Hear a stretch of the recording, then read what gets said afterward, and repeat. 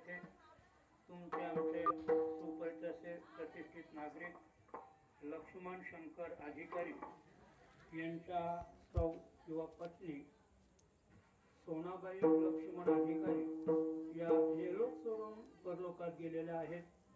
आज त्यांची उत्तर रात्र आहे आणि उत्तर रात्री निमित्त मधुमामाची अल्पशी कीर्तनरूपी सेवा आयोजित केलेली आहे.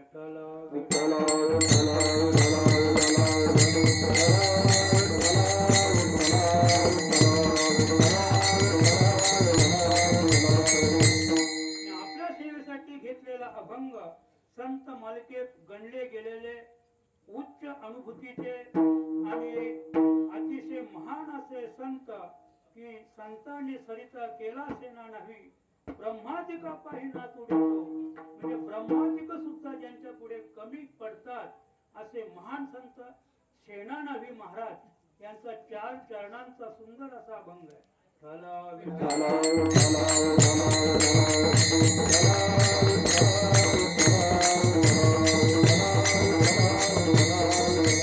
प्रस्तुत अभंगातून संत सेनानावी अखिल समाजाला उत्तम अशा प्रकारे आपला अनुभव सिद्ध करून सांगतायत. स्वहिता कारणे सांगतसे तुझ, स्वहिता कारणे सांगतसे तुझ, अंतरीचे गुज होते काही. करा हरी भक्ती, करा हरी भक्ती, तराल भवसागर, करा हरी भक्ती तराल भवसागर, उतरील पैल पार पांडुरंग.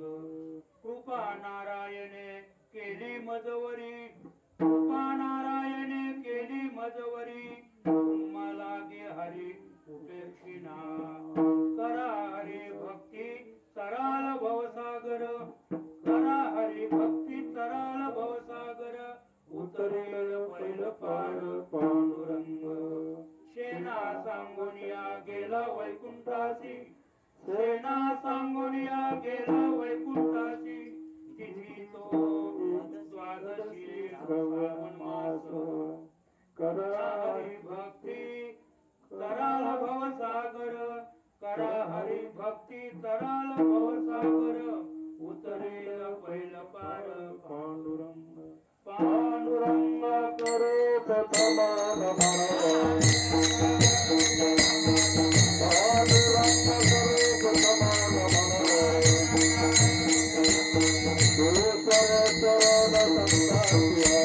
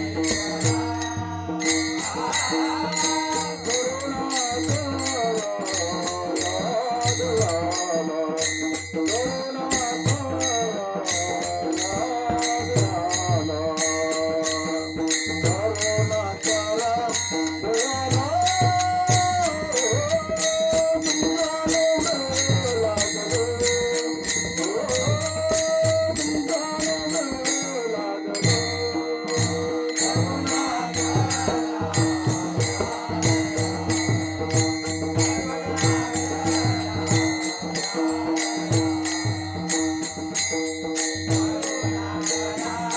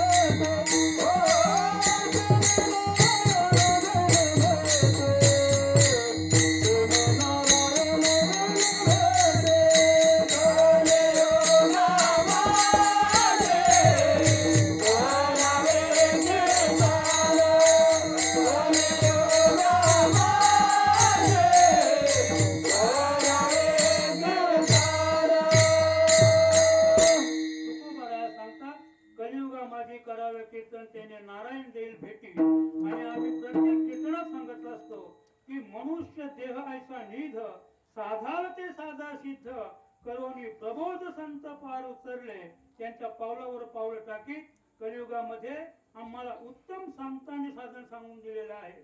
करावे कीर्तन, मुखी गावे हरीचे गुण. प्रत्येक मनुष्य प्राण्याने आपल्या जीवनात कीर्तन केलं पाहिजे. आणि नेहमी सांगत असतो, किल म्हणजे झाडणे, तणू म्हणजे शरीर, शरीर झाडण्याचं साफ करण्याचं साधन या नाव कीर्तन. आणि ते कीर्तन करण्यासाठी आमचे संत सेनानावे महाराज होऊन गेले. त्यांनी सुंदर सांगितलं बरं का.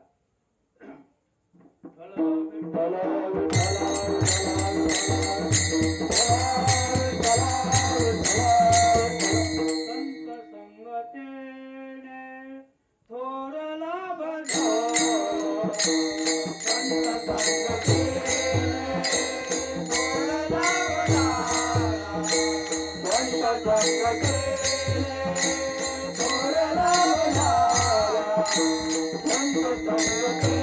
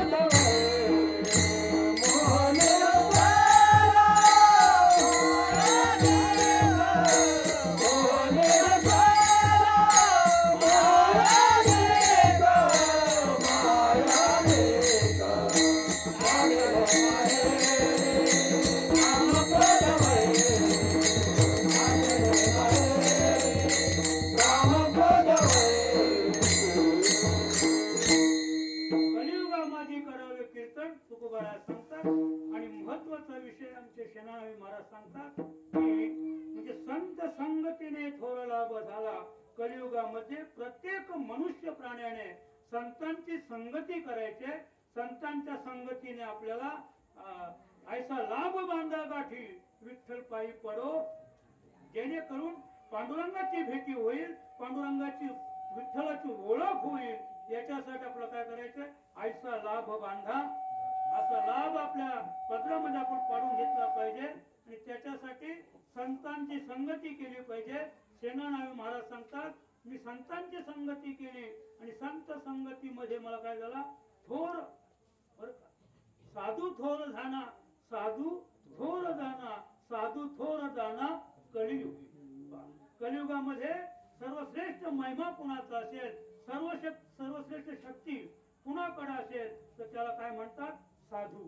आणि म्हणून प्रत्येक मनुष्य प्राण्याने संतांना शरण जायचंय आणि संतांना शरण जाऊन नेमकं काय साध्य करायचंय तर मोह निरसला परमार्थ या नाव।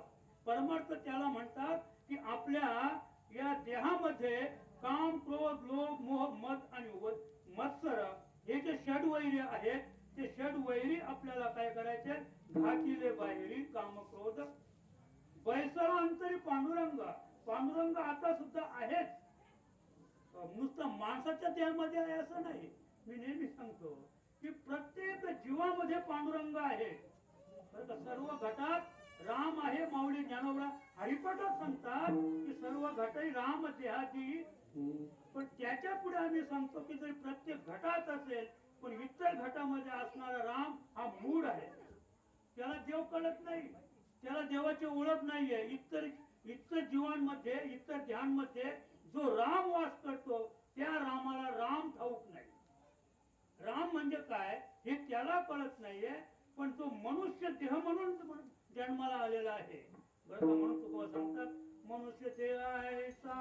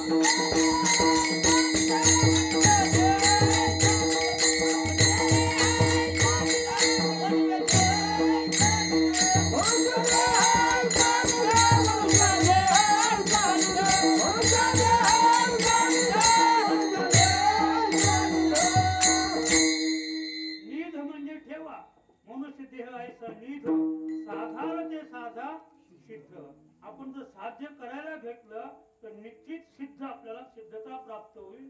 साध्यातून सिद्धतेपर्यंत आपल्याला पोहोचता येईल। पण केव्हा, करोनी प्रबोध संत पार, म्हणजे संत ज्या मार्गाने पार उतरलेले आहेत, प्रबोध करून त्याच मार्गाने आपण गेलो तर सिद्धतेपर्यंत आपण सुद्धा त्या ध्येयपूर्तीपर्यंत आपण पोहोचल्याशिवाय राहणार नाही।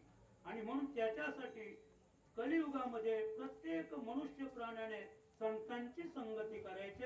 आमच्या संत सेनानायक महाराजांनी संतांची संगती केली आणि म्हणून ब्रह्मादिका पाही नातुडे जो, म्हणजे जे पद ब्रह्मादिकांना सुद्धा प्राप्त झालं नाही, जे सुख ब्रह्मादिकांच्या वाट्याला सुद्धा आलं नाही, ते सुख ते पद आमच्या संत सेनानायक महाराजांनी प्राप्त करून घेतलं संतांच्या संगतीनं। अगदी थोडक्यात मी त्यांच्याविषयी सांगू इच्छितो की संत सेनानायक हे बेदरच्या बादशाहकडे राजन्हावी होते। बरं, राजवैद्य आणि राजन्हावी म्हणजे फक्त दररोज फक्त राजाची दाढी करायची एकच वेळ महाराज, बाकी काम नव्हतं त्यांना। मग बाकी काय करायचं, दिन रजनी हाची गोविंदा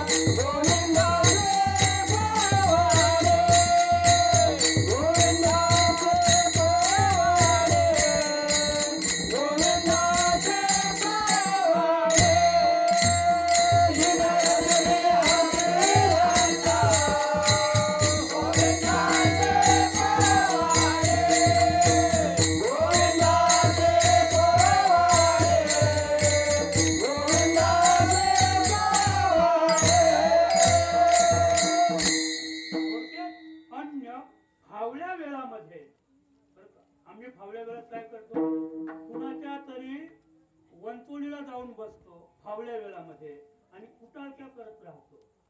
पण संत सेनानावी आपल्या उर्वरित आयुष्यामध्ये, उर्वरित वेळेमध्ये दिन रजनी हाची धंदा, रात्रंदिवस पांडुरंगाचं भजन करत असायचे. अगदी थोडक्यात सांगेन, आपल्या कलियुगामध्ये जर विचार केला तर जनार्दन पंत होऊन गेले, ते सुद्धा एका पातशाहीकडे सरदार होते. बरं का, पातशाही म्हणजे तलवारी तलवारी तलवारी म्हणजे जे निपात पात नसेल का, अतिशय जे रक्तपात करतात त्याला पातशाही म्हणतात. पातशाही म्हणजे मोगल साम्राज्य. मोगल साम्राज्यामध्ये एक महान अशा पदावर आमचे जनार्दन पंत होते आणि महान पद भूषवून जनार्दन पंतांनी आपल्या जीवनामध्ये देव आपलासा हरी आला होता मग कैसी भय चिंता. मला काय सांगायचंय की आपल्या जीवनामध्ये पातशाहीकडे, मोगल साम्राज्याकडे नोकरी करून आणि देव जोडला असे जनार्दन पंत आणि त्यांच्या तोडीचे आमचे संत सेनानावी, ते सुद्धा म्हणजे बेदरच्या बादशाहकडं एक नोकरीला होते. त्यांचं काम काय होतं, फक्त दाढी करायची. दररोज सकाळी जाऊन बादशाहची दाढी करायची आणि मग घरी येऊन आपलं बाकीचं काम धंदा करायचा. अगदी मी थोडक्यात सांगेन, पण तत्पूर्वी आमचे संत सेनानावी महाराज देवपूजा आटोपायचे आणि देवपूजा आटोपल्यानंतर दाढी करायला जायची. विशिष्ट वेळ त्यांची ठरलेली होती. पण एक दिवशी अतिशय महत्वाचं काम बादशाहाला लागलं आणि महत्वाचं काम लागल्यामुळं त्याने आपले शिपाई पाठवले आणि आपले संत सेनानांना सांगितलं की लवकर चला, राजाची दाढी करायची, राजेसाहेबांना बाहेर जायचंय. पण नेमकी देवपूजेची वेळ झाल्यामुळं त्याने सांगितलं की आता देवपूजेची वेळ झालेली आहे, मला येता येणार नाही. हे सुद्धा सांगणं तेवढंच सोपं नाहीये.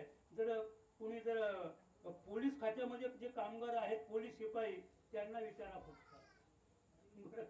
बरं, आम्ही जेव्हा भिवंडीला होतो तर एका ऑफिसरचा टेलिफोन बिघडला होता. 20 पोलीस सांगायला आले होते, पण नेमकी त्या दिवशी रविवार होता.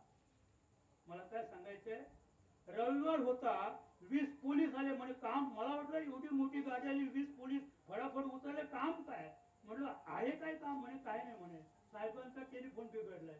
मग आता म्हणे ताबडतोब झाला पाहिजे. म्हटलं आज रविवार आहे, सुट्टी आहे, तुम्ही फोन करा साहेबांना, सांगा आज रविवारी सुट्टी आहे. म्हणे आमच्या खात्यामध्ये ना नाही, म्हणजे साहेबाला ना म्हणायचा नाही किंवा खालचं जे त्यांचे खालचे जे अधिकारी आहेत ते वरच्या ऑफिसरला कधीच फोन करणार नाही आणि त्याने विचारलेल्या प्रश्नाचं उत्तर होकारार्थीच असणार, काम हो या ना, पण नाही म्हणायचं नाही. ते मला साहेब म्हटले, म्हणजे साहेब तुम्ही फोन करा. म्हणजे आज सुट्टीचा दिवस आहे, आज कामावर कोणी नाही, याच्यासाठी तुम्ही फोन करून साहेबांना सांगा. पण आम्ही सांगू शकत नाही. म्हटलं ठीक आहे, आम्ही फोन करतो, जाऊ त्या विषयी आपण इथे थांबू. मला एवढंच सांगायचं आहे की बादशहाचे शिपाई आमच्या सेनानावींना सांगितल्यानंतर त्याने नकारात्मक उत्तर दिलं की मला सध्या येता येणार नाही. कारण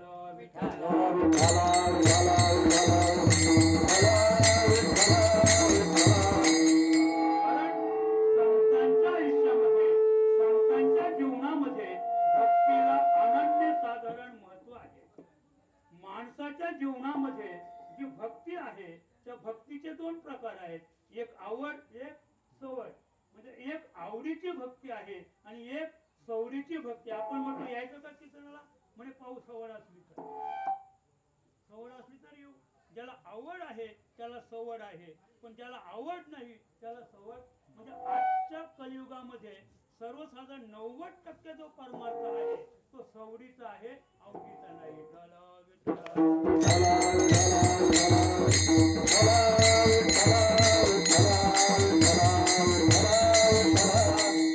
शिपाई परत गेलेले आहेत. फक्त आपलं एवढं सांगायचंय, शिपाईने सांगितलं सध्या संत सेनानावी येणार नाहीत, त्यांची देवपूजेची वेळ झालेली आहे आणि ते आता देवपूजेला बसले.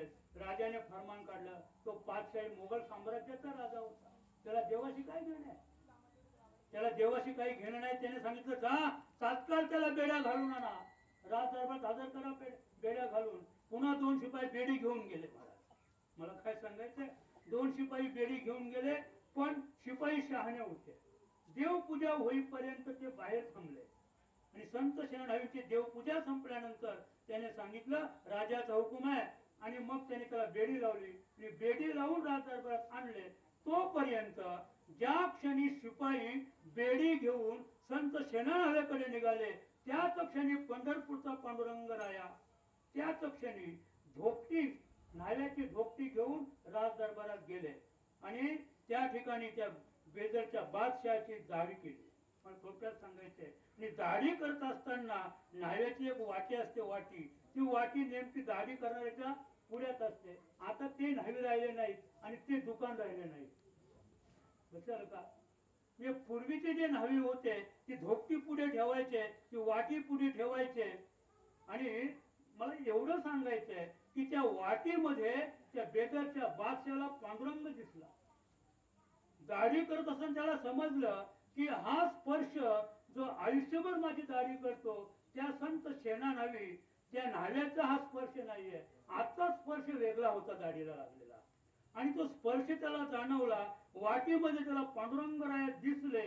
फक्त त्याला आपले पांडुरंग आहेत हे ज्ञान झालं, पण ओळख नव्हती. बरं का?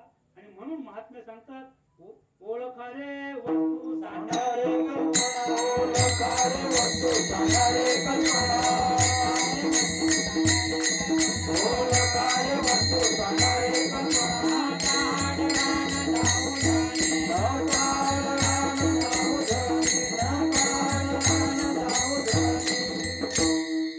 ओळखारे वस्तू सांगणारे कल्पना, वस्तूची ओळख करायची आहे. आमचे माऊली अनुभवामृतामध्ये सांगतात, एवं वस्तू सिद्धानुदाता, जाणण्याची वस्तू तत्वता, जाणणे आणि जाणता कैसा उरे.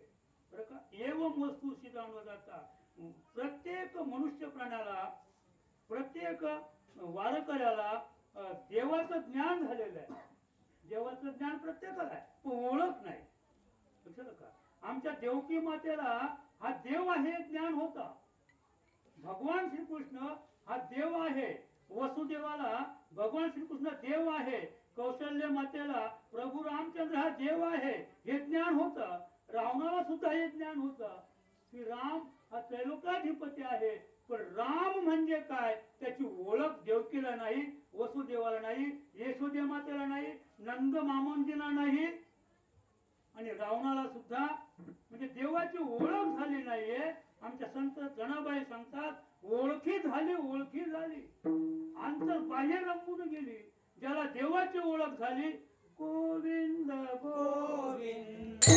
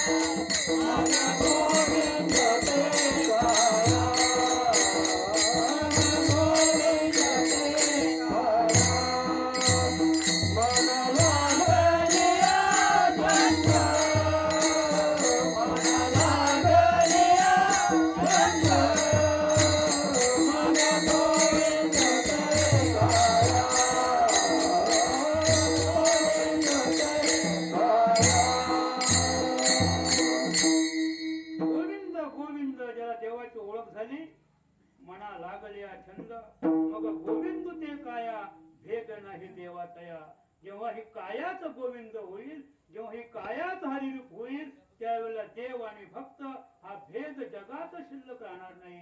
मग हे विश्व सुखाने पुंजल आहे.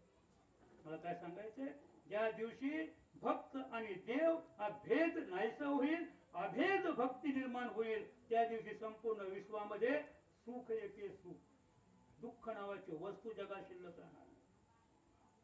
आणि म्हणून संत शेणा न्हावी त्यांच्या बाबतीत आपल्याला पाहायचंय की बादशहाला ज्ञान झालं पण ओळख झाली नाही. आणि काही वेळामध्ये शिपाई बेडी लावून आणि आमच्या शेणा न्हावी महाराजांना घेऊन आलेले आहेत. आता या ठिकाणी बादशाह ते करतो कशासाठी बांधून आणला?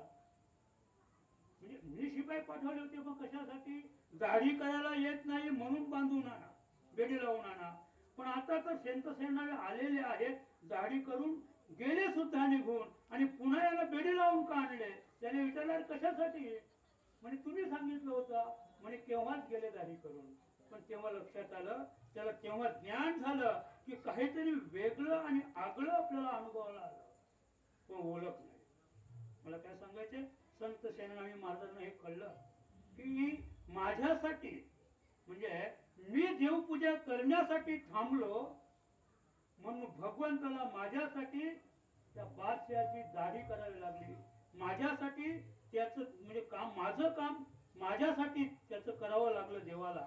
आणि मी नेहमी सांगतो की संत त्यांना म्हणतात की ज्यांना देवानं आपलं काम केल्यानंतर गहिवर येतो त्याला संत म्हणतात.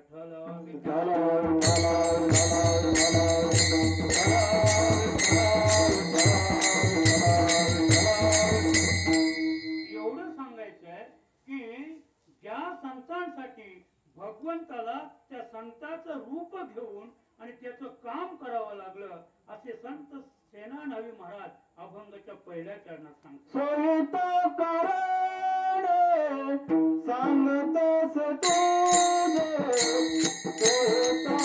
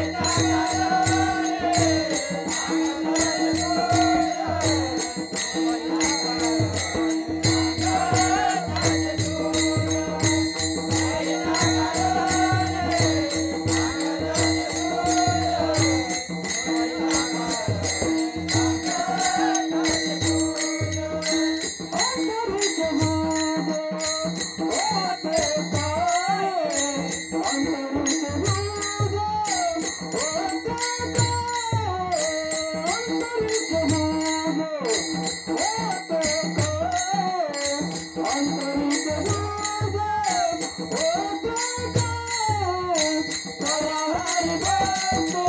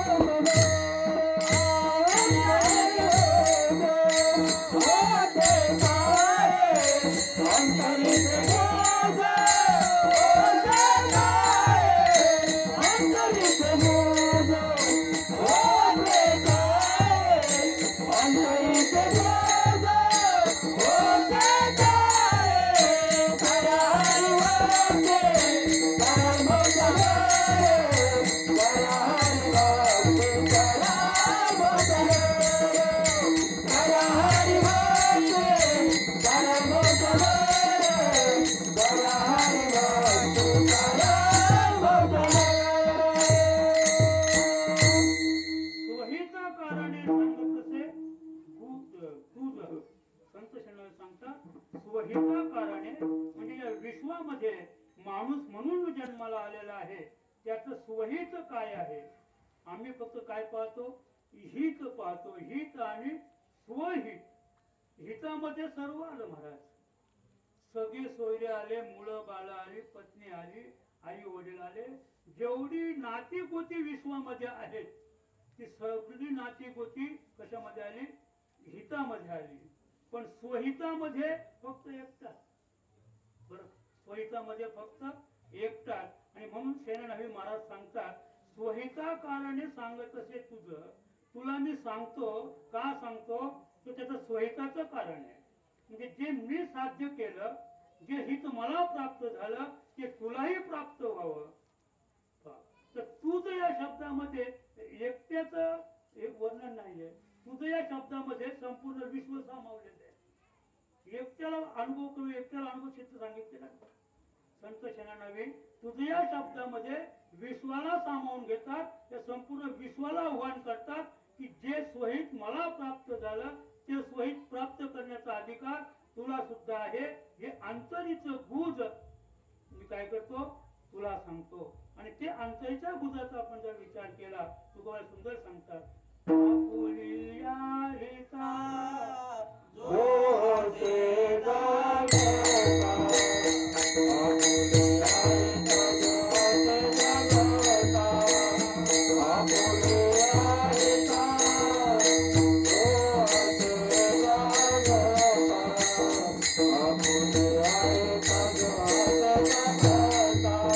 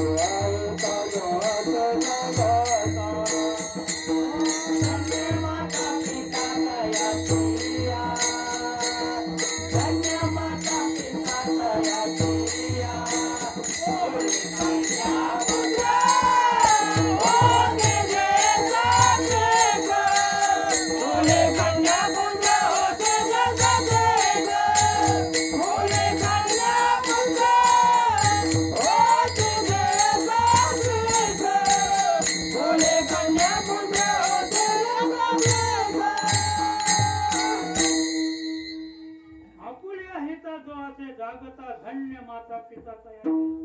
आता आपण जर प्रसंग पाहिला, गेलेल्या मातोश्री माळकरी नव्हते, पण कुली कन्या पुत्र होती जे सात्विक, त्यांच्या पश्चात त्यांचे जे पतिराज आहेत ते माळकरी आहेत. त्यांची पश्चात 2 मुलं आहेत, ती दोन्ही मुलं माळकरी आहेत. आणि मला वाटतंय निश्चित 42 कुळांचा उद्धार झाल्याशिवाय राहणार नाहीये. लक्षात का? म्हणजे एक जरी आपल्या कुटुंबामध्ये, आपल्या परिवारात एक जरी मुलगा माळकरी झाला, संतांना शरण गेला, तरी दोन्ही बाजूची कुळ उद्धरण्याचा अधिकार त्याला प्राप्त होतो. लक्षात का? आणि म्हणून निश्चित त्यांची जी मुलं माळकरी आहेत, त्यांचे पतिराज जे माळकरी आहेत, त्यांना माळकरी होण्यापाठीमागे निश्चित त्यांचा हात आहे. लक्षात का? नाहीतर बायको नाही म्हटली तर नवरा माळ घालेल. आम्ही नेहमी पाहतो की कदाचित स्त्रिया माळकरी असतात, तर पुरुष माळकरी नसतात. लक्षात का? मी पत्नी जर म्हटली माळ घालायची नाही तर नाहीच घालणार. पण इथे ज्या तिथे माळकरी आहेत, त्या हत्ती त्यांना सहाय्य कोणी केलेलं आहे? ज्या मातोश्री गेलेल्या आहेत, सोनाबाई, नाव पण कसं आहे, सोनाबाई, निश्चित त्यांनी मदत केलेली आहे. त्यांच्या सुना सुद्धा माळकरी आहेत. आणि अशा हे सधन कुटुंब म्हणायचं आपल्याला. हे जे कुटुंब आहे कसं आहे, सधन कुटुंब आहे. कारण कुटुंब अनेक असतील, बंगले असतील, गाड्या माड्या असतील, पण त्याला सधन कुटुंब म्हणता येणार नाही. ज्या घरामध्ये वारकऱ्याचं बीज आहे, ज्या घरामध्ये कलियुगामध्ये जिथे तुळशीच्या मालेचं किंमत ज्याला कळलेली आहे, त्या कुटुंबाला सधन कुटुंब म्हणायचं. मग ते कुटुंब जरी पुरांच्या घरात राहत असेल तरी चालेल.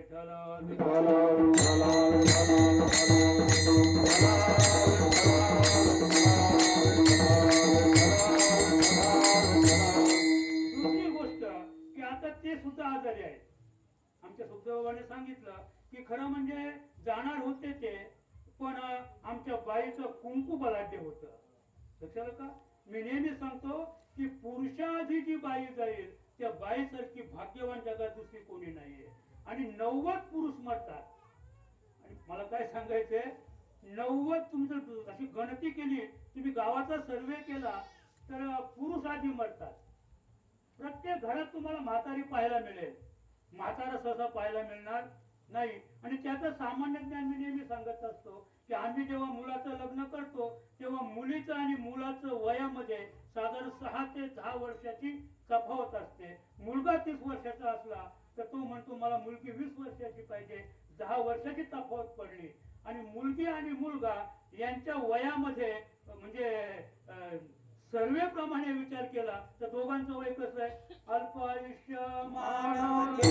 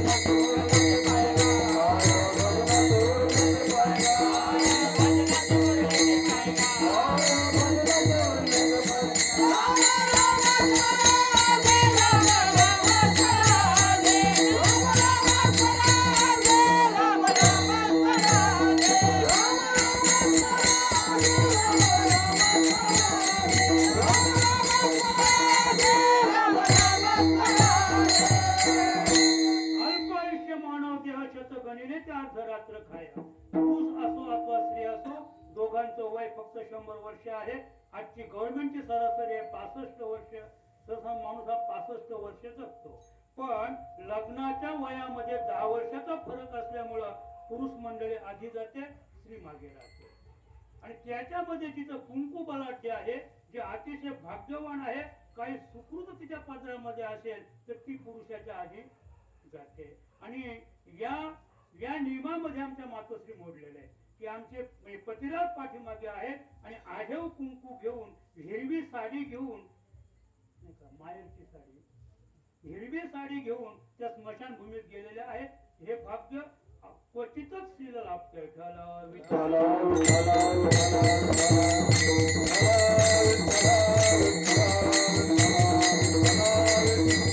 म्हणून आमच्या संत शरणावे सांगतात सोहिता कारणे सांगतसे तुझ. महात्मे सांगतात संपूर्ण विश्वाला आव्हान करतात की तुझ्यासाठी मी हे तुझ्या स्वहितासाठी. संत त्याला म्हणतात. संत जगाच्या कल्याणा संतांच्या विभूती देह कष्टविते परोपकारी किंवा वैष्णव जनतो तेने कहिये जो परपीडाही जाणेले. दुसऱ्याची पीडा जो जाणतो, दुसऱ्याचं दुःख जो जाणतो, नुसतं जाणतो नाही. कशाला का? जसं आमच्या महात्मा गांधी होऊन गेले, त्यांनी म्हणजे कुष्ठ रोग्यांची शुश्रूषा केली, सेवा केली. आता आपण नेहमी आता कुठले प्रकाश बाबा आमटे त्यांच्या जीवनावर पिक्चर निघालेले आहे, सिनेमा निघालेला आहे. बाबा आमटेंनी एवढी महान सेवा केली, तुम्ही तो पिक्चर पाहिला, तुम्ही डोळ्यातून अश्रू वाहतील. कशाला का? जेव्हा प्रकाश बाबा आमटे यांचा जेव्हा लग्न सोहळा होता, त्या लग्न सोहळ्यामध्ये कमीत कमी 500 कुष्ठरोगी होते. वाढायला सुद्धा कुष्ठरोगी, जेवायला कुष्ठरोगी. त्याने फक्त आमंत्रण कुष्ठरोग्यांनाच केला होता मुलाच्या लग्नात. आणि त्या कुष्ठरोग्यांना वाढण्यासाठी कपाळाला बाशिंग बांधून या उभयतांनी त्यांना वाढलेले. बरं का महाराज, प्रकाश बाबा आमटे आणि त्यांच्या ज्या पत्नी मंदाकिनी, त्या दोघांनीच त्या कुष्ठरोग्यांना जेवण वाढलेलं आहे. आणि त्या लग्नामध्ये आपण जर अक्षता टाकताना पाहिलं तर एक नवल वाटते, कुणाला बहुतेकांना बोट नाहीतच. बिना बोटाच्या माणसांनी त्यांच्या मस्तकावर आशीर्वाद दिलेले आहे. आम्ही म्हणतो अशा 500 माणसांनी वधूवरांना आशीर्वाद दिला तर 6 महिन्यातच दोघांची बोट दटतील. अशांचा आशीर्वाद घेतला तर, पण त्यांचा आशीर्वाद हा मोलाचा होता. आणि हे बाबा आमट्यांना कळलं. आणि जीवनामध्ये की दोन्ही म्हणजे उभयचा डॉक्टर होऊन आज त्यांची एवढी महान सेवा आहे. 250 एकर मध्ये, आज किती मोठी सेवा गडचिरोलीला, 250 एकर मध्ये मला वाटतं 70 बिल्डिंग 4-4 माल्याच्या आहेत. आणि त्या ठिकाणी कुष्ठरोग्यांची सेवा सुरू आहे. मला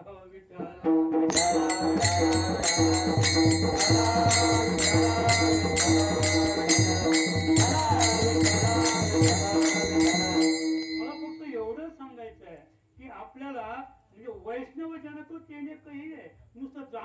करणार नाही तर दुसऱ्याचं दुःख कसं कमी करता येईल कळलं का? जे जो दुसऱ्याचं दुःख कमी करतो त्याला संत म्हणतात. आम्ही दुसऱ्याचं दुःख पाहतो त्याच्यात आम्हाला कळवळा येत नाहीये, येतो हिताचा कळवळा, जीव तुटत असे तिळतीला, त्याला संत म्हणतात. की दुसऱ्याच्या हिताचा कळवळा हा वाया चाललेला आहे, हा पुन्हा जन्माला येईल, याला फार दुःख भोगावं लागेल, एक एक योनी कोटी कोटी फेरा वगैरे वगैरे, हे ज्याला कळतं त्याला संत म्हणतात. परत आमच्या कविवर सुद्धा सुंदर सांगायचे, विसतन धन की कौन बड़ाई, विसतन धन की कौन बड़ाई, विसतन धन की कौन बड़ाई, विसतन धन की कौन बड़ाई,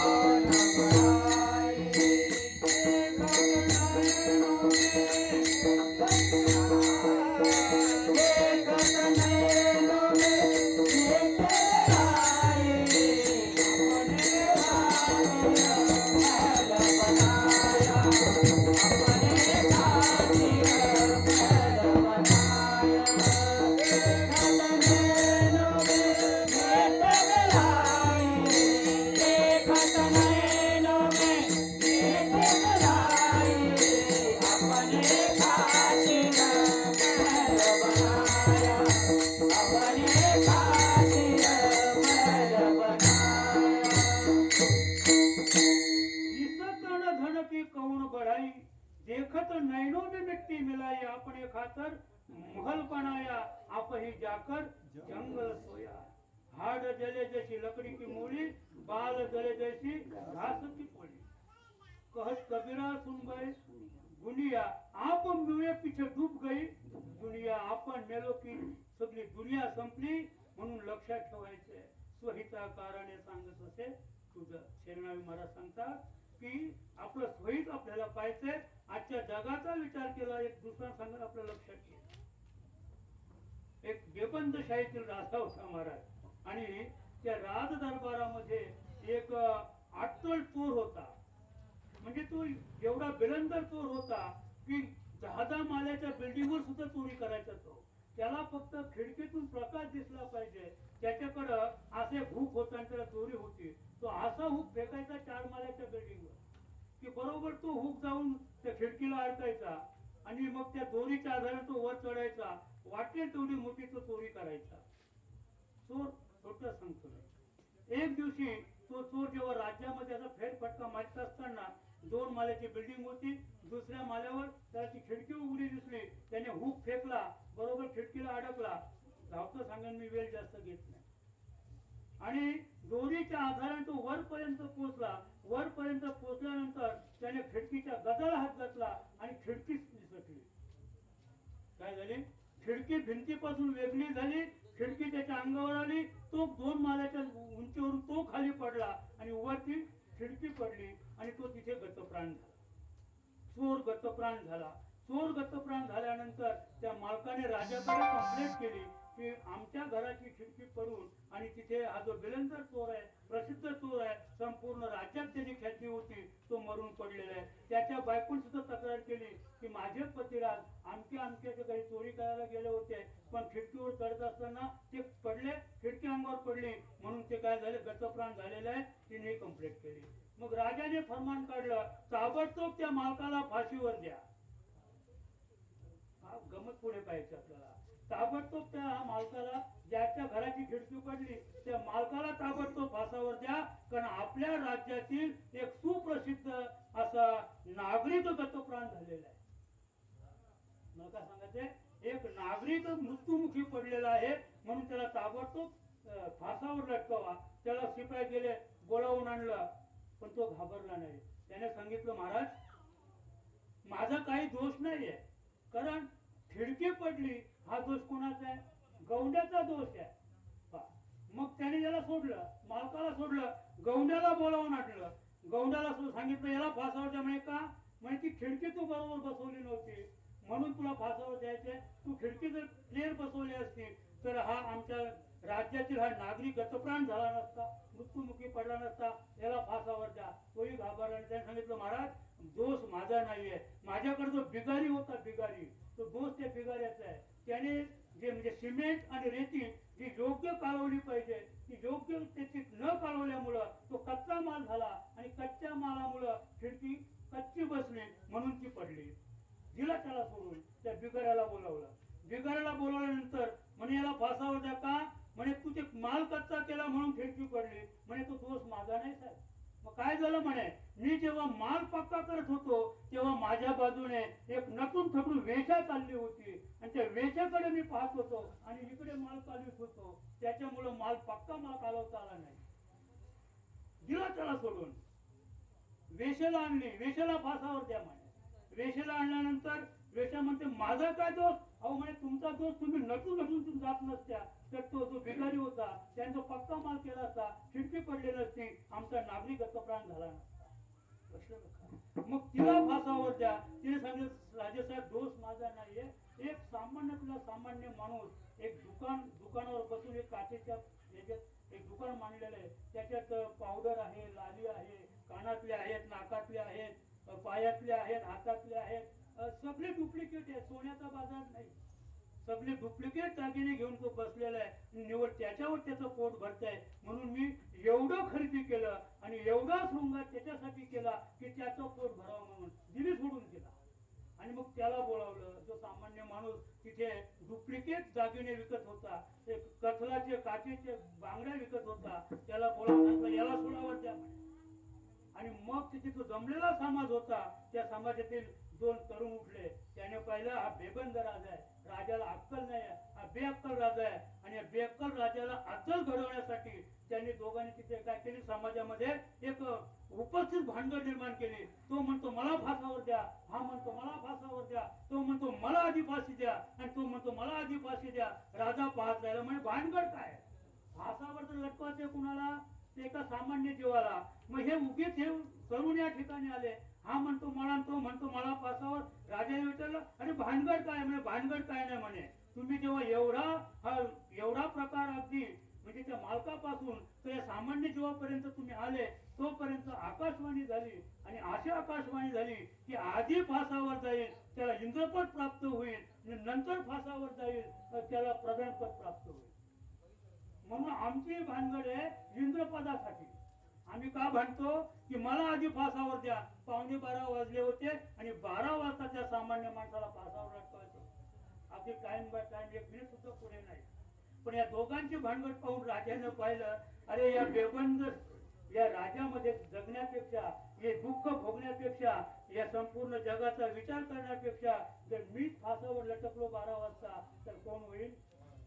33 कोटी देवांचा राजा होईल. काही करायचं नाही, ठेवायचं नाही, सगळं ऐकून मिळेल. रंभा मेनका त्या ठिकाणी इथे हे पंखे गरम हवा फेकणारे पंखे तिथे नाही महाराज. तिथे पंखे नाही तिथे म्हणजे विंजणी वारा घालणाऱ्या मेनका आहे. विंजन लक्षात आलं? विंजन म्हणजे त्याला पंखा म्हणतात. पण तो विंजन नावाचा पंखा आहे तो सिने हातात घ्यायचा आणि असा फिरवायचा आणि त्याची जी हवा आहे ते आगळे आणि वेगळे. त्याच्यात प्रेम वेगळं आहे, आवड आहे, ते वेगळं आहे. जाऊ द्या, तो विषय आपला नाही. मला एवढं सांगायचं त्या राजानं पाहिलं अरे विंजनी वारा तिथे आपल्याला प्राप्त होईल, स्वर्गामध्ये जाऊया. मग त्याने सांगितलं म्हणे मग असं करा तुम्ही थांबा म्हणे, मीच फासावर जातो. दुपारी बरोबर 12 वाजता त्याला फासावर दिलं. कुणाला? राजाला. मला काय सांगायचंय, परिणाम काय झाला? जावं लागलं. बरं गेल्यानंतर काय होईल? एक योनी कोटी कोटी फेरा आणि मग लागे वारा मानवाचा. एकदा आपण गेलो तुम्ही स्वर्गाचा कुठे जा, पुण्याची पावटी सरे, सेवेची इंद्रपणाची उटी उतरे, येऊ लागे माघारे मृत्यू लोके. म्हणून एक गोष्ट लक्षात ठेवायचे की ज्याप्रमाणे राजाची फजिती झाली मोहापायी, त्याचप्रमाणे आपण मनुष्य देहाला आल्यानंतर आपली फजिती होऊ नये म्हणून एकदा आपण संत सेनानी महाराजांचं ऐकूया. स्वहिता कारणे सांगत असे तुझं आंतरिके गुज होते काही. म्हणजे संत सेनानी महाराज सांगतात की माझ्या अंतरात रात्र दिवस कळवळा होता की काहीतरी समाजाला सांगावं. झोप लागत नव्हती संत सेनानींना की समाजापुढे आपण काहीतरी मांडलं पाहिजे. घातलेले दुकान देतो आले अशी जाण. काहीतरी दुकान घातलं तर गिरायक येईल, पण दुकान न घालता पण गिरायक येतील का? गिरायक येतील का? गिरायक येतील का? गिरायक येतील का? नाही येणार. का येणार नाही? दुकानच नाहीये. दुकान घातलं पाहिजे. संतांनी दुकानं मांडली आणि देतो मोलावीन सर्व वस्तू, आणि सगळ्या वस्तू फुकट घ्यायच्या असतील तर फक्त संतांच्या दुकानात जायचा. सगळ्या प्रकारचा माल त्या ठिकाणी आहे आणि सगळ्या मालाची किंमत एकच आहे. तिथे डुप्लिकेट माल संतांकडे मिळत नाही. आणि जो माल मिळतो तो माल सुद्धा आकारात नाहीये. तो माल कसा आहे? संतांचं दुकान निराकार आणि संतांच्या दुकानामध्ये असलेला माल सुद्धा निराकार आणि विकणारा सुद्धा निराकार आणि घ्यायला गेलेला तो सुद्धा जरी कदाचित सगुण साकार असेल पण तो सुद्धा उद्या कसा होईल? वस्तू सारखा होईल. आणि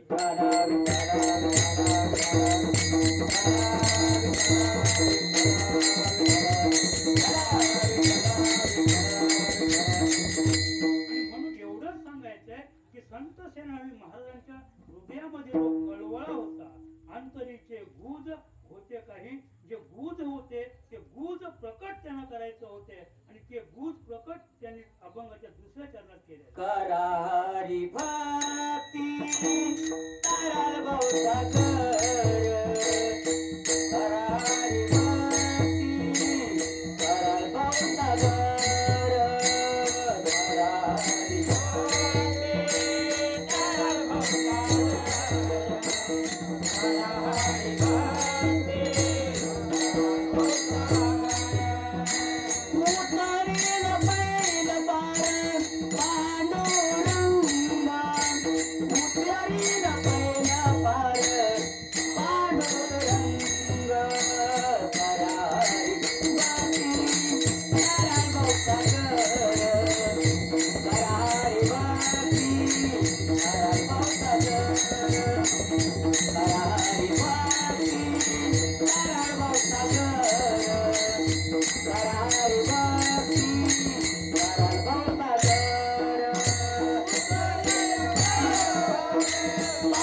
पांडुरंग उतरेल बैल पार पांडुरंग, करारी भक्ती कराल बहुता कर, करारी भक्ती कराल बहुता कर, करारी भक्ती कराल बहुता कर, करारी भक्ती कराल बहुता कर. अंतरीचे गुज संत शहाणवी महाराज सांगतात की करा हरिभक्ती. गुज काय आहे? गुह्य काय आहे अंतरीचं? करा हरिभक्ती तराल भवसागर. या भवसागरातून तरुण जायचं असेल तर हरिभक्ती करा, उतरील पैल पार पांडुरंग. इथे विशेष आहे बरं का. इथे विशेष आहे. आम्हाला पोहता येत आहे. पोहता येत आहे म्हणजे समुद्र पार करू शकतो का आम्ही? पोहता येत आहे, उत्तम पट्टीचा पोहणार आहे, पण खाडी पार करू शकता? सांगता येणार नाही. शरणावलीचे खुबी टाकलेले बरं का. करा हरिभक्ती तराल भवसागर. तराल पैलपार नाही. भवसागरातून तुम्ही पैलपार जाल असं नाही. मग पैलपार जायचं असेल तर त्याच्यासाठी उतरील पैलपार तारू भला पांडुरंग, पाय भिजवून येती अंग. लक्षात आलं का? तारू या विश्वामध्ये जर तारक शक्ती असेल तर तारू भला पांडुरंग. पांडुरंग हा खरा या विश्वाचा तारू आहे आणि या तारुवामध्ये संपूर्ण विश्वातील अगदी किडी मुंगीपासून तर स्थावर जंगमापासून ब्रह्मदेवापर्यंत सगळे जरी त्या तारुवामध्ये बसले, तो जो तारुवा आहे त्याला मर्यादाने अमर्याद तारुवा आहे, ज्याच्या संपूर्ण विश्व सामावलेलं आहे बरं का. त्याला मर्यादा नाही आहे की 20च माणसं. आपल्याकडे इथे समोर सुमो गाडी आहे, तुम्ही 25 माणसं बसवा तिथे, चालेल का? नाही. तो ड्रायव्हर सांगेल म्हणे एकूण 90, 8 अधिक 1, 10 बसवला तर पुढे कोण आहे? आरटीओ आहे. तो गाडीला हात करील, शिटी मारेल आणि फाईन मारेल आम्हाला. लक्षात का? म्हणजे तिची मर्यादा फक्त किती? 7 अधिक 1, 7 अधिक 1. लक्षात का? आणि म्हणून हा जो तारू आहे, तारू भला शब्द वापरलेला आहे का? तर संपूर्ण विश्वामध्ये अगदी किती हत्ती जरी कोट्यावधी हत्ती येऊ द्या, डोंगरच्या डोंगर येऊ द्या, सगळ्याच्या तारवामध्ये बसवायचे का आपल्याला? पण त्याला मर्यादा अमर्याद असा तारू आहे, तो संपूर्ण विश्व घेऊन कुठे जाईल? पैल तीराला जाईल. एवढी शक्ती पांडुरंगाची आहे. आणि म्हणून आमचे संत शेणावळे महाराज सांगतात की करा हरिभक्ती, हरिभक्ती करा. आता भक्ती करणं सगळे सांगतात, उपदेश करा हरिभक्ती, भक्ती कशी करायची हा सुद्धा महत्वाचा भाग आहे. आधी ओळखला पाहिजे. ओळखीला हरी जिही हृदय मंदिरी, त्याची सरली एकधार झाला सफल.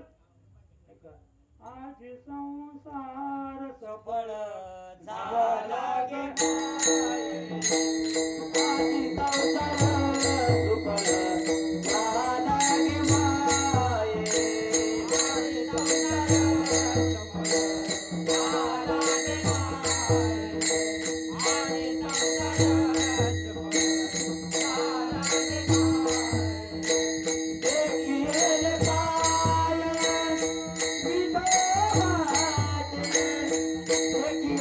पाय विठोबाचे, देखिए पाय विठोबाचे, देखिए पाय विठोबाचे, देखिए पाय विठोबाचे. ओ माझ्या भावा, ओ माझ्या भावा, ओ माझ्या भावा, ओ माझ्या भावा.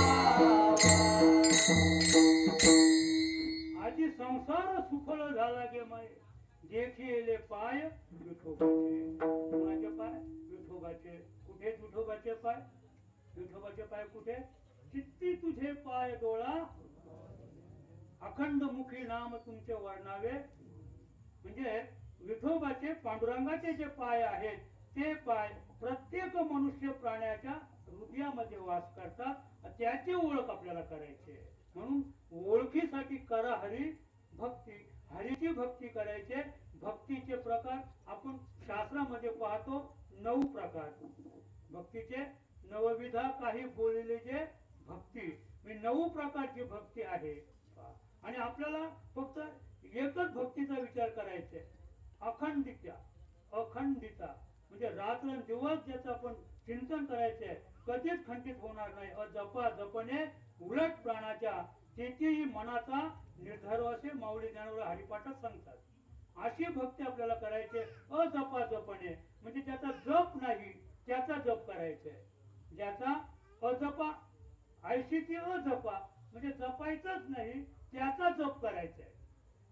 अजपा जपणे उलट प्राणाच्या, प्राणाच्या उलट जप करायचे. लोक सांगतात की वाल्या कोल्याला जेव्हा बोध दिला तेव्हा तो मरा मरा म्हणत होता.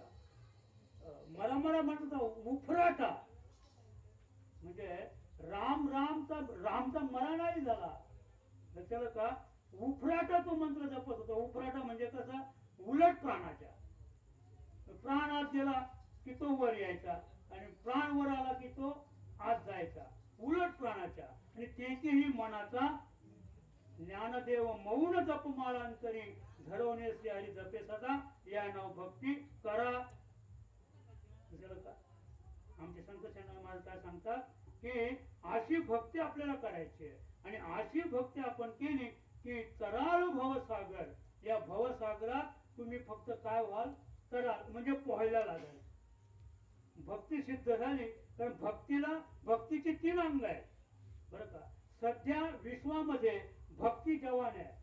कारण श्रीमद भागवत महापुराणात त्याचं सुंदर वर्णन आलेलं आहे. मला ती कथा सांगायची नाही आणि पुराणाकडे जायचं सुद्धा नाही, आपल्याला वेळ अपुरे.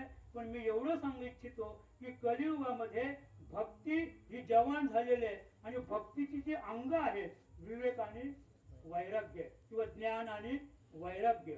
ज्ञान आणि वैराग्य ही भक्तीची 2 अंग आहेत. ही तिची मुलं आहेत. ही दोन्ही मुलं म्हातारी झालेली आहेत.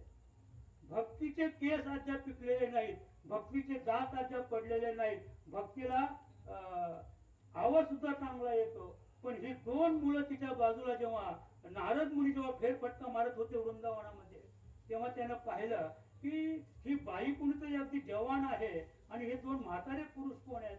त्याने त्या बाईला विचारलं की तू कोण? म्हणे मी भक्ती. मग हे कोण? म्हणे हे माझे सुपुत्र. मग तुम्ही तर जवान दिसता, काले भोरते गात आहेत, नाकी डोळी तुम्ही छान आहात, आता तुमचे गाल सुद्धा खोबऱ्याची वाटी झालेली नाही, नाही का? मग हे मुलं एवढे केस पिकलेले आहेत, दात पडलेले आहेत, आवाज येईन असं झालेलं आहे, डोळ्यातून पाणी वाहून राहिलेलं आहे, ही काय अवस्था आहे? म्हणजे हा आहे ज्ञान आणि हा आहे वैराग्य.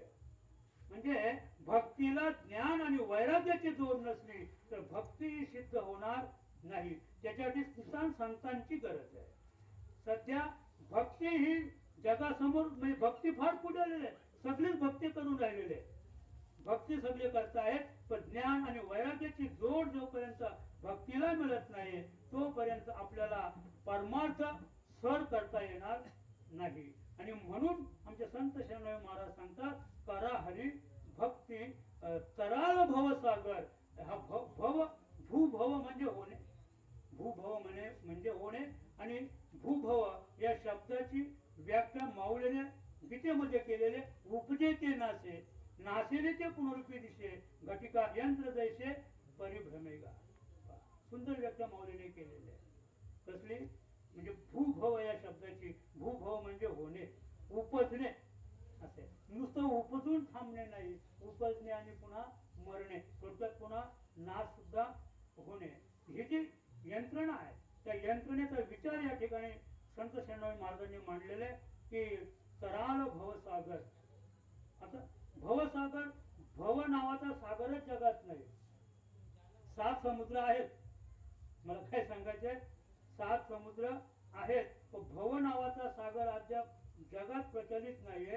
हा जो सागर आहे हा निराकार सागर आहे, हा जो सागर आहे हा मायेच्या अधिष्ठानावर विराजित आहे, आणि माया अधिष्ठित जो सागर आहे त्या सागरावर आपण फक्त तरतो आहोत. भक्तीच्या साहाय्याने आपण तरतो आहोत, पोहतो आहोत. आपण बुडणार नाही, पण पैल तीरावर जाऊ याची शाश्वती नाही. आणि म्हणून जे हरिभक्ती करतात, हरिभक्ती करून या भवसागरामध्ये जे स्वतःच्या म्हणजे ताकदीने, शक्तीने, भक्तीने जे पोहतात, तरतात, आमचे संत शरणदेव महाराज सांगतात की उतरील पैल पार पांडुरंग. त्याच्यासाठी पांडुरंगाचा अवतार आहे. म्हणून गा पांडवा मूर्तीचा मेळावा करून या गावात धावत आलो. आणि म्हणून कलियुगामध्ये अनन्य साधारण महत्व भक्तीला आहे. भक्ती विन जिने जनो लाजिरवाणे, संसार भोगणे दुःखरूप तुकोबराय सांगतात की म्हणजे भक्ती विन जिने जळो लाजिरवाणे. जर आपल्या जीवनात भक्ती नसेल तर तुम्ही किती जगले, कसे जगले, किती कमवलं आणि किती खाल्लं, याला किंमत लाजिरवाणं जगणं आहे. भक्ती पाहिजे बरं का. त्याच्या पुढे भक्तीविन पशु कशाशी वाढला, सटवीने नेला कैसा नाही. हरिपटात नाथ महाराज सांगतात म्हणजे अनन्य साधारण महत्व कशाला आहे, भक्तीला अनन्य साधारण महत्व आहे. म्हणून आपण आपल्या जीवनामध्ये अनन्य साधारण ज्याला कलियुगात महत्व आहे ती भक्ती आपण सर केली पाहिजे. ती भक्ती सर केली की निश्चित पांडुरंग अवतार घेईल आणि आपल्याला पैलपार नेल्याशिवाय राहणार नाहीये. ती तिसऱ्या चरणात संत शरणदेव महाराज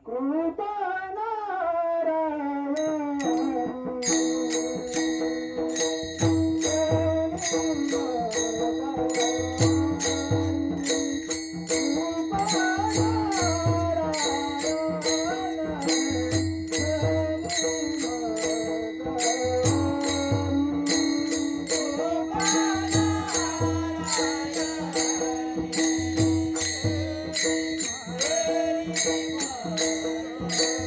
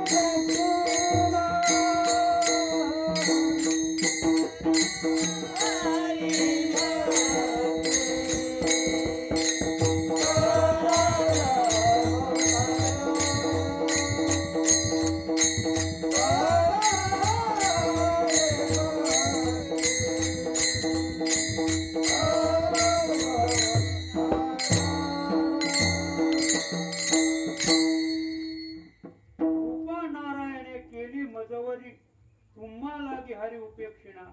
संत शंडाई महाराज तिसऱ्या चरणात सांगतात की मला अनुभव आहे अंगा तुका म्हणे टाकून सांगे आणि माझा अनुभव आहे अंगे.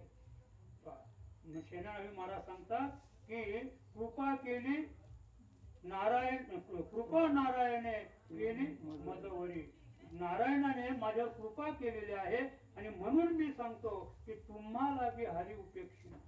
ज्याची माझ्यावर कृपा झालेली आहे, मला ज्यांनी मदत केलेली आहे तो तुम्हाला सुद्धा मदत केल्याशिवाय राहणार नाही. पण त्याच्यासाठी आपल्याला नारायणाची काय करायचे, ओळख करायचे. कारण आपण आपले मागील दाखले पाहिले, कृतज्ञता द्वापार युगातले पण दाखले पाहिले, तर कलियुगामध्ये एकनाथ महाराजांकडे 36 वर्ष भगवंताने काम केलेलं आहे. अर्जुनाचे घोडे धुतलेले आहेत, पोहे सुदाम देवाचे फके मारी कोरडेची, नाही का. देव भावाचा भुकेला हाची दुष्काळ तयाला शबरीचे गोरे खाल्लेले आहेत. बरं का, मी नेहमी सांगत असतो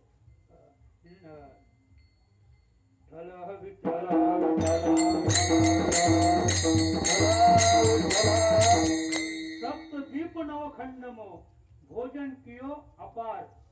काय सांगतात, सप्तदीप नवखंडमो भोजन कियो अपार. एक शबरी के एक विदुर के भोजन किया 2 बार. भगवान काय सांगतात की मी 2च वेळा आवडीने जेवलो, भोजन कियो अपार. तसा मी दुर्योधनाकडे सुद्धा 56 प्रकारचं भोजन घेतलेलेच आहे.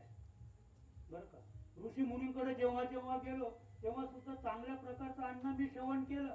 भोजन कियो अपार सप्तदीप नवखंडमो. जेव्हा जेव्हा जेथे जेथे मी गेलो माझा उत्तम पाहुणचार झालेला आहे. कारण मी पाहुणाच कसा होतो, पाहुणे घराशी आजी आले ऋषिकेशी. पण कोणाकडे आले होते, तुकोबारायांकडे. मला एवढंच सांगायचंय की भोजन कियो अपार एक शबरी के एक विदुर के. भगवान सांगतात पण मी 2च ठिकाणी आवडीने जेवलो. एकदा शबरीकडे उष्टी बोरं खाल्ली, ती फार आवडीने खाल्ली, तिची गोडी मला सांगता येणार नाही. गोडी अशी गोडी मिळवली गेली. कशी गोडी होती, त्या बोरांची गोडी कशी होती, म्हणजे ती गोडी मला सांगता येणार नाही. गोडी अशी गोडी मिळून गेली. म्हणजे साखर गोड आहे, साखर गोड आहे, पण किती गोड आहे, कशी गोड आहे सांगता येईल. गोडी अशी गोडी. त्याचप्रमाणे एकदा विदुराकडे मी काय केल्या, फके मारी कोरडेची, म्हणजे कण्या खाल्ल्या. विदुराकडे गेले, सांगितलं विदुराच्या पत्नीला मला भूक लागलेली आहे. मग तिने लगेच घाईने, मला काय सांगायचंय, फार घाई. आणि तो प्रसंग जर आठवला तर आपल्या डोळ्यातून पाणी येईल महाराज. कारण भगवंत जेव्हा विदुराच्या दारात आले तेव्हा त्यांची पत्नी कुठे होती, स्नानगृहात होती. तिने फक्त देवाने हाक मारली, हाक मारल्याबरोबर स्नानगृहातून ती नग्न स्थितीमध्ये आली आणि देवाला आलिंगणे घडे मोक्ष साहित्यता, आलिंगणे संतांची धन्य झाली माझी मस्तके पाया तयावरी. अशी स्थिती तिची झाली.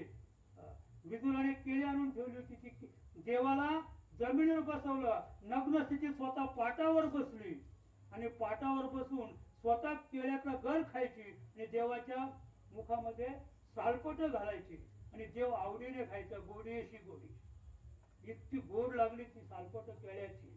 मला वाटते कदाचित देवाला काय म्हणतात ते मूळ व्याध झालेला असेल, तर मूळ व्याधाला साली सहित केली खावी लागतात. लक्ष आलं का.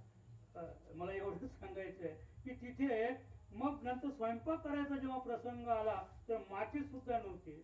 पाण्यामध्ये कण्या टाकल्या, तांदूळ नव्हते, चुलीवर ठेवलं पण चूल पेटवायला म्हणजे माचीस नव्हती. आणि मग भूक लागली म्हणून तशाच कण्या मी पाणी काढून घेतलं वेलून आणि कच्च्या कण्या देवाने खाल्ल्या. गोडीशी गोडी. मला फक्त एवढंच सांगायचंय की कृपा नारायणे केली मजवरी. एकदा म्हणजे शेणवे मला सांगतात की असा जो भगवंत आहे त्या भगवंताने माझ्यावर कृपा केली आणि ज्याने माझ्यावर कृपा केली त्या अर्थी तुम्हाला हरी उपेक्षिणा. एवढं लक्षात ठेवा की ज्याने माझ्यावर कृपा केली तो तुमची उपेक्षा करणार नाही. आणि म्हणून तुम्ही काय करा, हरिभक्ती करा, हरिभक्ती कराल भवसागर ने उतरील पैल पार पांडुरंग विठोबा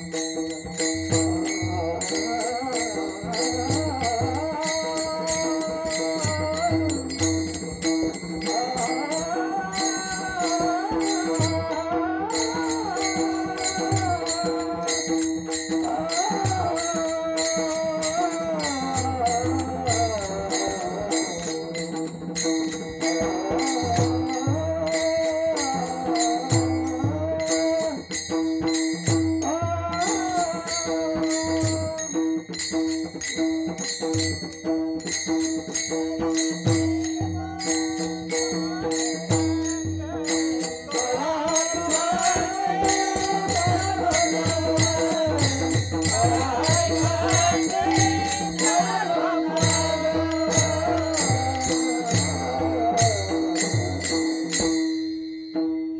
सांगून या गेला वैकुंठासी तिथे तो द्वादशी श्रावण. शेवटच्या चरण संत शेणावी महाराज सांगतात, शेणा सांगून या गेला वैकुंठासी. काय सांगून गेला? करा हरी भक्ती तराल भवसागर, उतरील पैल पार पांडुरंग. एवढा शेवटचा निरोप सांगून संत शेणावी महाराज कुठे गेलेले आहेत? वैकुंठाला. कारण आलाशी कोठुनी दासी कोणी रे म्हणजे ज्या जिथून आपण आलो आपला पुन्हा तिथे जायचं आहे. पण जिथून आलो तिथे जाण्यासाठी या देहावर विशिष्ट अशा प्रकारची प्रक्रिया करायची आहे. आणि विशिष्ट प्रक्रिया करून मी नेहमी सांगत असतो की हा देह माझा नाही, न म्हणा माझा, मग भरोसा कळेल. या देहाला माझा म्हणू नका. आम्ही माझा म्हटलो म्हणून आम्ही काय झालेलो? अडकलेलो आहोत. न म्हणा देह माझा ऐसा, मग भरोसा कळेल. निश्चित आपल्याला कळेल. पण न म्हणा देह माझा ऐसा या पदापर्यंत पोहोचण्यासाठी आपल्याला देहावर प्रक्रिया करावी लागेल. आपल्याला शिकावं लागेल. विशिष्ट प्रकारच्या वेधशाळेमध्ये आपल्याला जावे लागेल. तिथे जाऊन आपण जेव्हा अभ्यास करू, कोणता अभ्यास? वाचायचा अभ्यास नाही. काहे को पडता खिनखिन गीता, हरिनाम लेवे तो सब कुछ होता. कबीर महाराज सांगतात, काहे को पडता खिनखिन गीता, हरिनाम लेवे तो सब कुछ होता. मग गीता वाचायची नाही का? आम्ही म्हणतो फक्त तुम्ही हरिनाम लेवे तो गीता आपोआप पाठ होवे. लक्षात का? म्हणजे गीता पाठ करायची गरज नाही. आम्ही काय करतो? गीता पाठ करायची गरज नाहीये. हरिनाम लेवे तो सब कुछ होता. म्हणजे कबीर महाराज वादग्रस्त आहेत का? कबीर महाराज वादग्रस्त नाहीत. कबीर महाराज सोपा मार्ग सांगतात. सोपा मार्ग कबीर महाराज सांगतात की रात्रंदिवस गीतेचे श्लोक पाठ करत बसण्यापेक्षा काय करा? हरिनाम लेवे. तुम्ही हरिनाम घ्या, भगवंताचं नामस्मरण करा, निश्चित तुमची गीता पाठ होईल. 700 श्लोक पाठ व्हायला काहीच वेळ लागणार नाही. कबीर असं सांगत नाही की काहे को पडता नाहीये. म्हणजे वाचण्याऐवजी काय करा? वाचावी ज्ञानेश्वरी, डोळा पाहावी पंढरी. वाचावी. कशाला का? वाचावी या शब्दाला मत म्हणजे आपल्याला वाचायचं आहे. वाचायचं नाही, वाचायचं आहे. वाचायचं असेल तर वाचा. लक्षाला का? आणि या सगळ्या गोष्टी आपल्याला प्राप्त करायच्या असतील तर शेणा सांगून या गेला वैकुंठाशी. त्याने वैकुंठ पद प्राप्त करून घेतलं. या देहाचं सोनं केलं. त्याचप्रमाणे थोडक्यात सांगायचं की या पंचतत्वाचा हा जो सांगाडा आहे, पृथ्वी, आप, तेज, वायू, आकाश, ही पंचही तत्वे जिवंतपणी माझे मरण पाहिले मी डोळा. आणि तो झाला सोहळा अनुपम्य. अनुपम्य सोहळा आपल्या डोळ्याने त्याने पाहिला. 5 तत्वांचा जे भाग होते ते 5 तत्वांचं पाचाना देऊन टाकले आणि मग स्वतः मग शिल्लकच काही राहिलं नाही. पाचांचं पाचाना उष्ण आणलेलं. देह हे काळाचे, धन कुबेराचे, येथे मनुष्याचे काय आहे? तिथे माणसाचं काही नाही. पाचांचं पाचाना देऊन टाकायचं आणि आपण मोकळं व्हायचं. आता नाही येणे जाणे सहज कुंतले, किंवा जन्म नाही रे आणि तुका म्हणे माझी. त्याच्या पुढे तुका म्हणे एका मरणीची सरे, उत्तमची ओरे कीर्ती मागे. ज्ञानेश्वर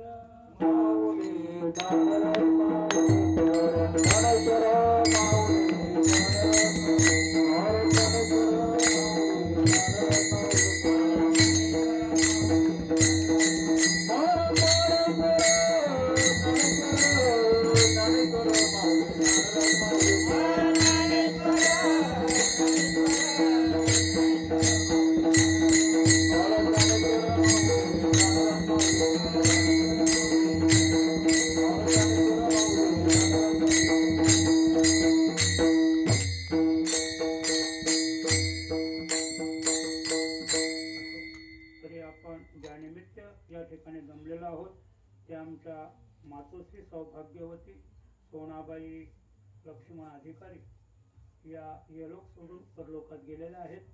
आम्ही नेहमी सांगत असतो की उगवलेलं फूल मावळल्याशिवाय राहत नाही, उगवलेला सूर्य मावळल्याशिवाय राहत नाही. पण आपण त्याच्या आणखी खोळामध्ये किंवा आध्यात्मिक विचार केला तर सूर्य कधीच मावळत नाही. त्याचप्रमाणे आत्मा नाही आला गेला सदा आनंदी राहिला. फक्त आत्म्याने जीवात्म्याने फक्त ही कुडी सोडलेली आहे, ही कुडी सोडलेली आहे. ही कुडी सोडून ते दुसऱ्या कुडीमध्ये गेले की त्यामध्ये सुंदर होणार नाही का? की म्हणजे जीर्ण झालेलं वस्त्र, जीर्ण वस्त्र सांडीचे, मग नूतन वेडीचे, तैसे देहंतराचे सांडीचे चैतन्य नाथे. लक्षात का? म्हणजे जुना झालेला कपडा आपण सहज फेकून देतो आणि तो कपडा फेकताना आम्हाला इतकी सुद्धा खंत वाटते का? तो 10,000चा कोट असेल, तो वापरून तो संपलेला आहे, तो सहज आम्ही फुकट फेकून देतो. किंवा एखादा भिकाऱ्याला घेऊन जा कोट, 10,000चा कोट आहे तरी फुकट देतो आणि आनंदाने देतो. तर दुःख होतं त्याला? नाही. त्याचप्रमाणे तैसा ध्यान करा ते सांडीचे चैतन्यनाथे.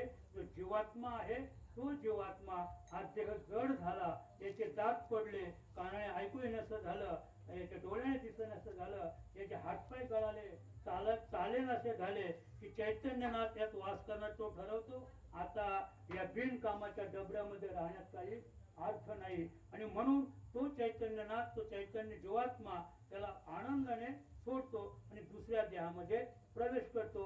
आत्मा नाही आला गेला सदा आनंदी राहिला. आत्मा कधीच मरत नाही. मग काय मरत? हे शरीर न मरे आत्मा. आत्मा कधीच मरत नाही. आणि असा जो न मरणारा आत्मा आहे तो अविक आहे, अमर्याद आहे. त्याचं जे वय आहे, मी नेहमी सांगतो की फक्त मनुष्य देह प्राप्त झाल्यानंतर त्या आत्म्याचं वय आपल्याला कुंठित करायचं आहे. आणि आत्म्याचं वय कुंठित करणं म्हणजे वैकुंठ. वैकुंठाला जाणं म्हणजे काय? वैकुंठ कुठेच नाही.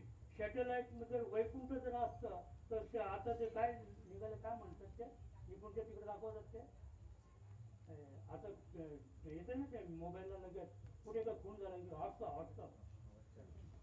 व्हॉट्सअप म्हणतात त्याला. जर वैकुंठ जर कुठे आकाशामध्ये अंतराळात असतं तर व्हॉट्सअपवर त्याचं लगेच चित्र प्रकटित झालं असतं की अमुक ठिकाणी वैकुंठ आहे, तिकडे स्वर्ग आहे, तिकडे कैलास आहे, तिकडे सत्यलोक आहे. तिथली व्यवस्था काय आहे ती सुद्धा आम्हाला इथे सॅटेलाइटच्या मुळे आपल्या मोबाईलवर पाहायला मिळलं असते, इंटरनेटला. लक्षात का? मला एवढं सांगायचं की वैकुंठ कुठेच नाही, वैकुंठ इथेच आहे.